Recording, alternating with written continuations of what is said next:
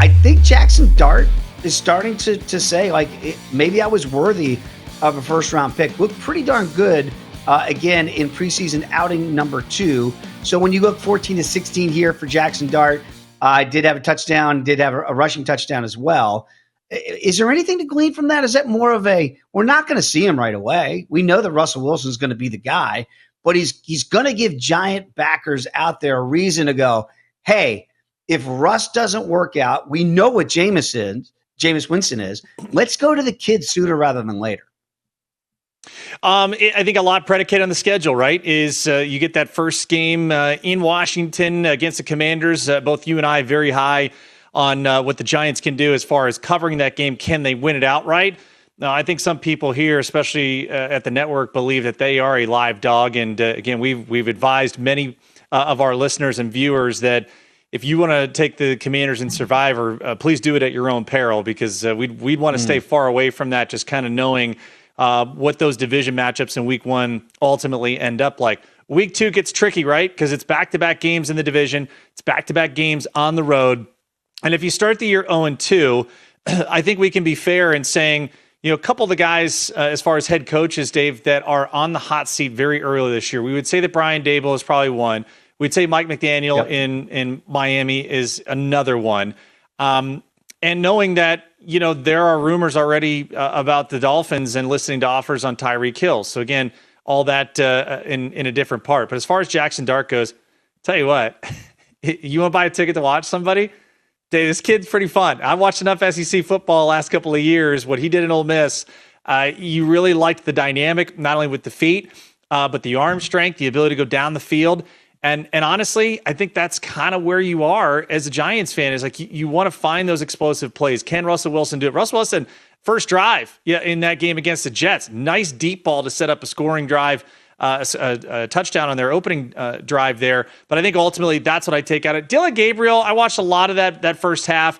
The pick six, was probably not his fault. Just a confusion with the route runners there, tight end and receiver. But otherwise, was able to move through the pocket. I thought Joe Thomas did a great job of illustrating that Dylan Gabriel just kind of, took what the defense gave him. And so I think that's kind of what you expected, from him finally being healthy to get his first action there as a starting quarterback in the preseason. But yeah, ultimately those first two guys, I wonder like how many losses does it take, or what do you have to see out of Russell Wilson to necessitate a change early? Because it's Commanders, Cowboys, Chiefs, and Chargers out of the gate there for the Giants. A murderer's row to get your season started.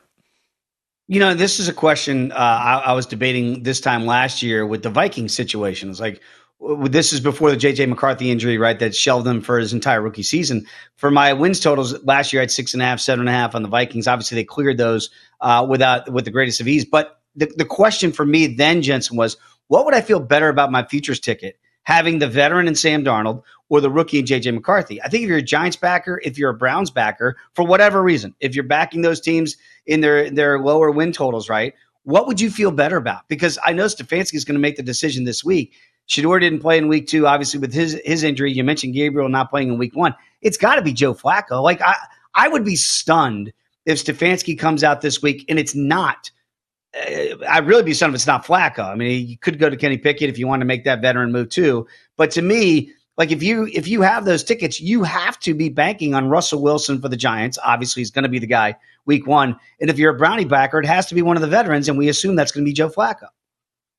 Hard to really see anyone else but Joe. And, it makes sense too that you need health also to get back with not only Dylan Gabriel, but Shedeur Sanders. And listen, delusions of grandeur from Browns fans is commonplace here, Dave. But I think ultimately, it's about organizationally, like, do they think they can legitimately win?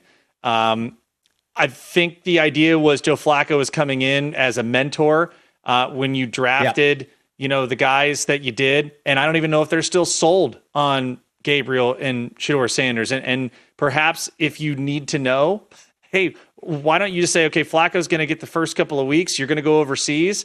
And then if it is kind of 1-4 after that, then you make the change when you come back. Because you need enough runway, Dave, right? You need to know what you have if you are going to get back into the draft next year, presumably towards the top, and take one of the, we anticipate, big-time quarterbacks that's going to be available.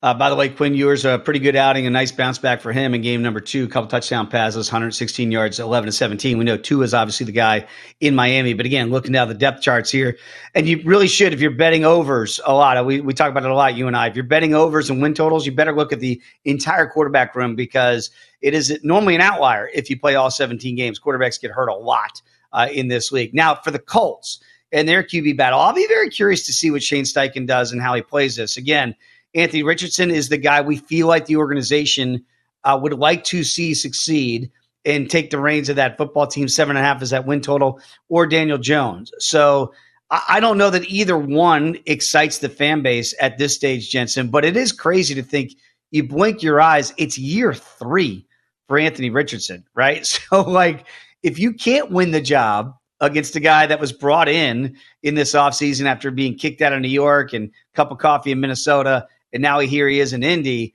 that would say more to me about Anthony Richardson than it would Daniel Jones at this stage, wouldn't it? Yes. Okay, so you and I are in that room, and we're advising Shane Steichen as of today. We've got to name a starter today. From what you've seen and what you've heard, who makes the most sense that if we're saying, hey, Shane, if you don't get out to a great start, you're fired? Who makes the most sense to you? Because I think there's trepidation with both decisions here. From everything I hear, they love him in that locker room, Anthony Richardson-wise. What does Daniel Jones bring you that Anthony Richardson, from a trust factor and from a belief factor, does not? I'll tell you this. Here's the way I read it. And again, I'm not in that locker room, so it's hard to gauge, but kind of read the tea leaves too, right? I think Daniel Jones is more ready to start week 1 than Anthony Richardson. But because of what you said, which is in fact, they want it to be Anthony Richardson so bad, I think ultimately he's going to get the gig. That they're going to give him the chance. Even though I think everybody, if you gave him truth serum, certainly Shane Steichen, and Chris Ballard, they would tell you that I think that it's the veteran that gives us a better chance to win week 1 against Miami.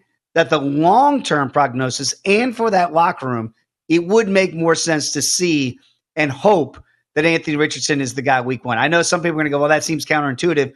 Why would you play the guy that you know is not giving yourself the best chance to win now? Because over the course of 17, if you can build that back up and he has to play, the long-term prognosis would still be better if it is Anthony Richardson. Does that make sense? That the short term, it feels like it would be Daniel Jones, but really the long term, and if you're trying to win anything long term and potentially save your job if you're Shane Steichen, it would be Anthony Richardson that's the guy that could to get that two-way equation versus the short-term fix of a Daniel Jones. Yeah, because I do feel that the Irsay daughters are not messing around here. And that's why I even bring it up. Like, yes, Brian Dable, Mike McDaniel in Miami, like those are the easy ones to pick out as far as coaches in the hot seat. But it doesn't strike me from what we've heard that the Irsay daughters want to really wait around and just kind of keep doing the same thing that they've seen. So that week 1 matchup between the Dolphins and the Colts, we already know going to be very emotionally charged because of the honoring of the late Jim Irsay, but also, you know, one of those things where if the Colts believe that they're going to contend this year and try and find their way upwards, they're going to have to win that home opener. Thanks for watching, but don't let the betting insights end here. If you want an extra edge this football season, you can get a month of VSiN Pro right now absolutely free. That means access to our betting insights, analysis, and tools like our betting splits at zero cost to you. Click the link in the description to sign up.